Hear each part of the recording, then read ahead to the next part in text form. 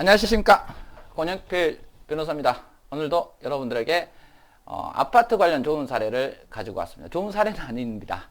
관리사무소 2개, 여러분들도 가끔씩 경험하는 것입니다. 한지붕 두 관리사무소, 전주아파트 입주민 분통, 이렇게 여기 나와버리네. 하나 아파트 단지에 2개의 관리사무소가 있습니다. 이 같은 어처구니 없는 일은 피해자 고스란히 피해는 고스란히 입주민의 몫입니다. 전주의 한 대단지 아파트 입주민이 관리사무소 횡포에 대책만을 촉구하고 나섰다. 입자 대표회의는 관리업체의 불법 정보와 인수인계 거부에 대한 진상규명에 나서야 한다. 정상적인 절차에 의해 작년 10월 관리업체를 선정했지만 기존 업체가 이에 불복하고 법원에 가처분 신청하는 등 의도적으로 업무를 방해하고 있다고 주장하고 있다. 새로운 업체가 선정된 이후 5개월 이상 아파트 관리사무소를 비워주지 않으면서 임금 등으로 1억 2천만 원 사용했다는 것이 대표회의의 설명이다. 이렇게 되어 있습니다. 사실 이 경우는 약간 좀 특이합니다. 기존 관리업체가 가처분 신청을 했다면 그 결론이 나왔을 것이고, 그 결론이 나왔다면 이제 더 이상은 뭐 문제가 발생할 것으로 보이지 않는데, 지금 기사에도 그 결론은 나와 있지 않습니다. 6개월 정도라면 가처분이면 결론이 나올 건데, 지금 그런 기사가 나오지 않습니다. 사실 이제 관리업체의 입장에서는 좀 조심해야 됩니다. 이게 이제 기존의 관리업체가 버티는 것인데, 사실 예전에는 버티면 이 임금 등에 대해서는 부당이득 반환 청구로 반환받을 수 있었습니다. 그러나 지난 몇 년 전인가 이런 판례가 나왔습니다.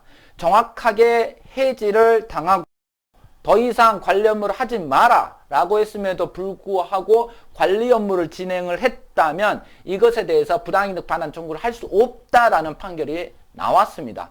그렇기 때문에 제가 이제 자문하는 아파트와 관리업체에 대해서는, 특히 관리업체에 대해서는 좀 부당한다 하더라도 입주자 대표회의가 해지 통보를 하고 업무 중지를 했으면 그냥 나와라, 소송에 걸지 마라. 물론 해지가 부적법하다라고 하면은 괜찮습니다.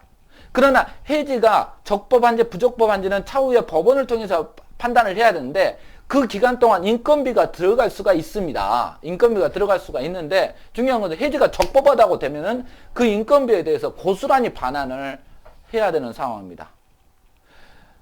법원에서 제가 이렇게 설명을 해서 제가 승소를 했는데, 우리는 관리 업무를 하지 마라 그랬다고. 근데 관리 업무를 기업고에서 우리한테 임금 등을 청구하는 거, 이건 잘못되지 않냐. 우리가 우리 앞마당을 쓸지 마라 그랬어요. 근데 기업코 앞마당을 썰어가지고 이제 그 앞마당 쓴 것에 대한 임금을 줘 라고 하는 것은 아니지 않겠습니까? 라고 해서 법원도 인정을 받았습니다.